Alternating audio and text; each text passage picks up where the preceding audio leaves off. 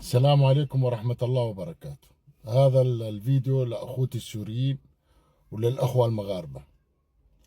نتمنى المباراة القادمة مباراة حلوة وبين أخوة نظيفة جميلة، ونطلع بنتيجة يعني حلوة للجميع. وأتمنى من الأخوة السوريين ما يستفزون فريق المغرب ولا شعب المغرب. اول شيء شعب المغرب يحبنا احنا كسوريين واحنا نحبوه.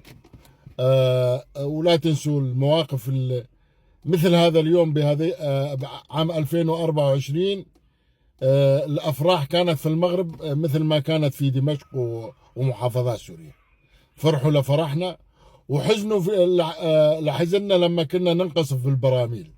فاتمنى من الاخوه السوريين ما يستفزون المغاربه، يجيبوا المغرب. احنا يعني احنا والمغاربه اخوه، وكثير امثله استفزوا المغرب وفريق المغرب وزنبقوا، يعني مثل مصر زنبقت مرتين لما استازوا بالفريق المغربي وكرات عاليه، يعني 5 و6-0 و7-0 اخذوها من المغرب لما استهزوا بالمغرب.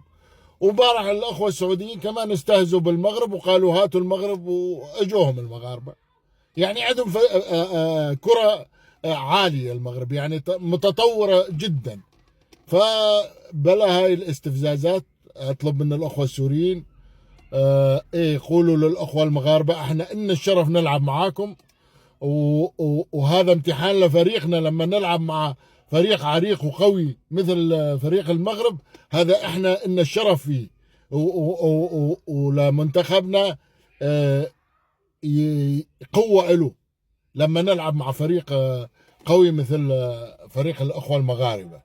فأتمنى من الأخوة السوريين تقولوا للمغاربة ايه، تعالوا احنا نتشرف في هذه المباراة معاكم، وإن الشرف وتاج على الرأس هذه المباراة إنه احنا نلعبها مع فريق عريق وكبير مثل فريق المغرب.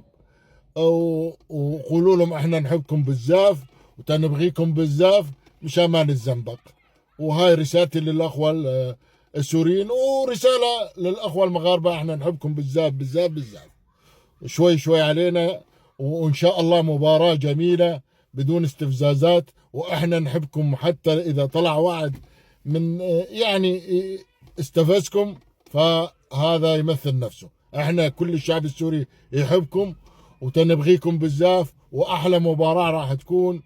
واتمنى هذا الفيديو يتبرطج ويشير لعلى اول مره اطلب تشيير.